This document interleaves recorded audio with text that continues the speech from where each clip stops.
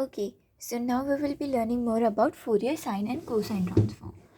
Okay, so there are basic formulas about Fourier cosine transform and Fourier sine transform. Fourier cosine transform of any function f of x is equal to under root 2 by pi integration from 0 to infinity f of x into cos sx, as it is cosine transform. Over here cos x is coming.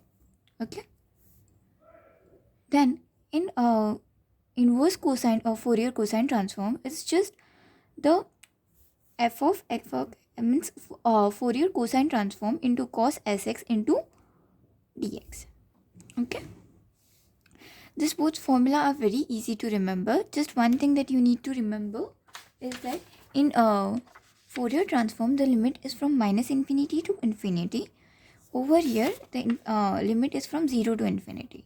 Okay, both formula of cosine and sine are very similar and easy to remember. Okay, now we will see more about the properties of Fourier sine and cosine transform. Linearity property is same as that of Fourier transform. See, we denote Fourier cosine or sine transform as f of c for Fourier cosine transform and f of s for Fourier sine transform. Okay.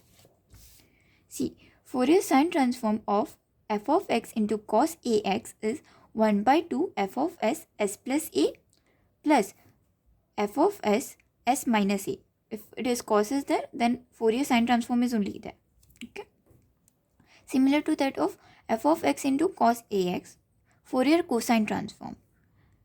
Okay, this both are very similar. This has a little variation. If in a function we need to if a function is multiplied by sine ax, then over here minus sign is there. Okay, so remember this all formulas.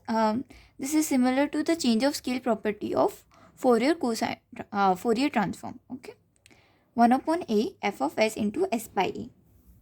Okay, this is also similar to the property of Fourier transform. Only the modulation property is changed over here. Okay, this is similar to that. Now we would be learning about Parseval's identity. This is useful while we need to deduce something in the question. So this comes very handy while deducing something of square terms or something.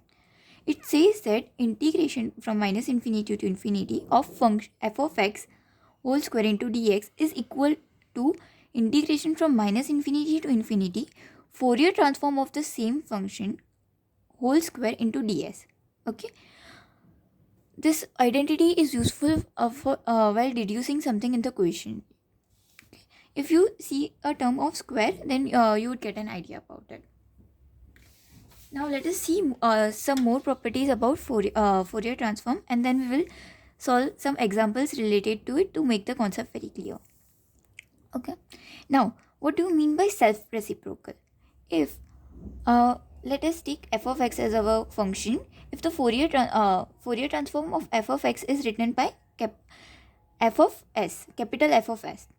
If the Fourier transform of a function is equal to the value of a function at s, then it is called self-reciprocal. For example, if a function is e raised to x, okay, if the Fourier transform of the function is e raised to s, then this is called self-reciprocal if the function also has the same value at x equals to s. Okay. Now learning some few more important formulas related to Fourier sine and cosine transform. Fourier sine transform of f dash x is equal to minus s f of Fourier cosine transform of s. Okay, Fourier cosine transform of x into f of x is equal to first derivative of Fourier sine transform of f of x. Okay, now we will understand the relationship between Laplace transform and Fourier transform. Fourier transform of any function is equal to 1 upon under root 2 pi into Laplace transform of that function. Okay, this is just the relation, it has no such mean application. Okay, now we would be learning more about the convolution theorem. Convolution theorem, as we studied in Laplace transform, it's just similar to that. Okay, f of x is the function. When we do the Fourier transform, it's capital F of s. Denote it. Whenever we do some transform or something, we denote it by capital letters. Okay, just remember this.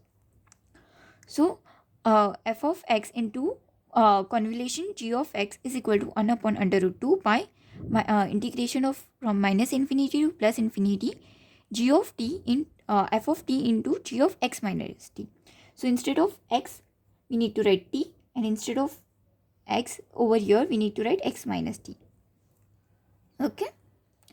So Fourier transformation of f of x convolution g of x is equal to Fourier transform of s dot g of Fourier transformation of g of s.